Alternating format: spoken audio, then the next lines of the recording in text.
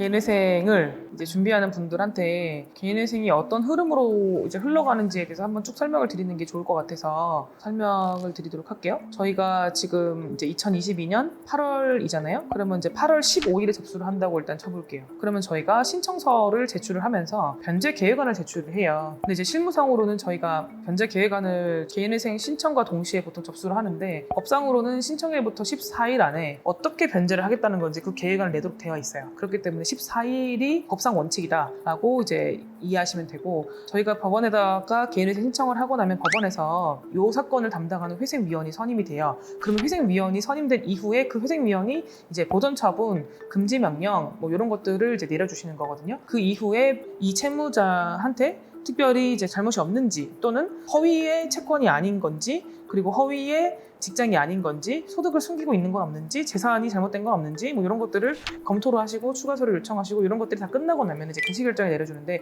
이 개시 결정이라는 거는 법상으로는 실형일부터 1개월 이내라고 되어 있어요. 다만 이제 1개월 이내인 경우는 거의 없고, 서울회생법원은 가끔씩 1개월 이내에 내려주는 경우도 있는데 거의 이제 3개월 4개월 정도 이제 걸린다고 보시면 될 것 같아요. 근데 만약에 개시 결정을 내려줄 수 없다, 채무자 회생법상 개인회생 기각 사유가 있는 경우에는 이제 기각이 될 거고, 기각 사유가 없다면 개시 결정이 날 거예요. 그러면 이제 개시 결정이 남과 동시에 개인회생 채권의 이의 기간을 주는데요. 보통 이제 개시 결정일부터 2월 이내, 만약에 채권이 뭐 변동이 있거나 또는 이 사람을 개인회생을 시키면 안 된다거나 뭐 여러 가지 사유들이 있으면 이제 요 기간 동안 이의를 하면 되고요. 특히나 채권 금액에 대해서 이의를 있는 경우에는 개인회생 채권 조사 확정 재판을 별도로 하거든요. 근데 이거는 이제 거의 실무상 하지 않는 거기 때문에 일단은 잊어버리셔도 좋을 것 같아요. 그 다음에 개시 결정일로부터 3월 이내에 개인회생 채권자 집회를 해요. 지금 코로나 때문에 집회가 계속 변동되거나 밀리거나 뭐 이러고 있는데, 개시 결정과 인가 사이에 채권자 집회를 하고 요 날에는 채무자도 반드시 출석을 하셔야 돼요. 그래서 특별히 이때 집회에다 큰 문제가 없으면은 이제 집회가 무사히 통과되었다는 것을 전제로 변제계획 인가를 내려주는데요. 변제계획 인가가 사실상 거의 확정 절차라고 보시면 돼요. 이 개인회생이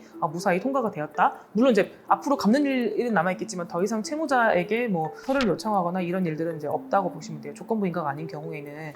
그럼 변제계획 인가가 되면 뭐가 바뀌냐? 제가 그때 이제 변제계획 인가 사실이 신용정보원에 통보가 된다 그랬잖아요. 그러니까 인가 사실이 통보가 되고 면책이 되면 면책 사실이 통보가 되기 때문에, 이때는 이제 이 사람은 개인회생이 이제 인가된 사람이다라는 것들이 이제 공공적으로 이제 공표가 되는 거예요. 그래서 만약에 불인가 사유가 있거나 인가 전에 폐지 사유가 있으면 이제 폐지가 돼요. 개시 전에는 기각이 되는 거고, 인가 전에는 이제 폐지가 되는 거예요. 보통 그런 사유들이 이제 뭐가 있냐면, 변제금을 납부하지 않는 경우에, 제가 이제 개시 결정이 나면서 보통 변제금 납부가 들어간다고 했잖아요. 근데 그 변제금이 만약에 미납금이 쌓여 있는 경우에는 인가를 안 내려줘요. 그래서 그런 경우에는 인가가 안 난 상태로 기다리셔야 되거든요. 그래서 저희가 무조건 그 미납금 없도록 해라고, 그 뒤에 미납하는 거 어쩔 수 없다고 하더라도 인가 전에는 미납이 없도록 하라고 항상 주의를 시켜드려요. 그래서 변제계획 인가가 나고 나면 그 다음부터는 이제 변제계획을 본인이 수행을 하시면 돼요. 그러니까 기존에 결정된 변제금이 50만 원이다. 그럼 50만 원씩 꼬박꼬박 납부를 잘 해주시면 되고, 이거는 이제 회생위원회 감독을 계속 받기 때문에 회생위원이 그 사건을 지켜보고 있다가 만약에 이게 수행이 제대로 되지 않는다, 그러면은 원칙적으로는 3개월까지는 이제 봐주지만 그 이후에는 이제 폐지를 할 수 있어요. 그 폐지라는 것도 이제 회생위원마다 조금 다르기 때문에, 어떤 법원의 회생위원 같은 경우에는 9개월, 1년도 기다려주는 곳들이 있고,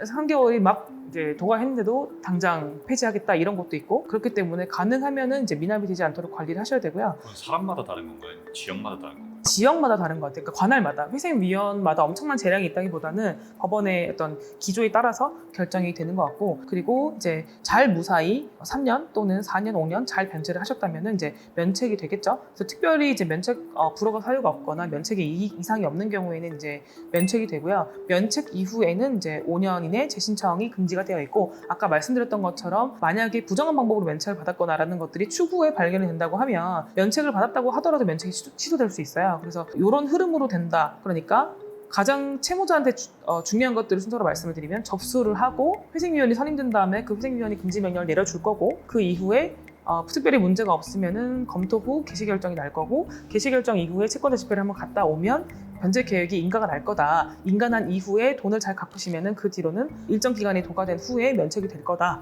라는 것만 기억해 두시면 될 것 같아요. 이거는 이제 중간중간에 이러면 기각이 되고 이러면 폐지가 되고 이런 것들은 이제 문제가 있는 분들이니까 대부분은 이제 문제가 없으시잖아요. 그렇기 때문에 걱정하실 건 없다. 그리고 그럴 일이 없도록 저희가 잘 도와드리겠다. 그렇게 이제 이해하시면 될 것 같아요. 그리고 후련한 마음으로 면책 후기를 쓴다. 아, 그렇죠. 면책 후기, 요새 면책 후기 잘 안 주시는데. 네, 그리고 면책을 받으시면 됩니다. 네, 이상입니다.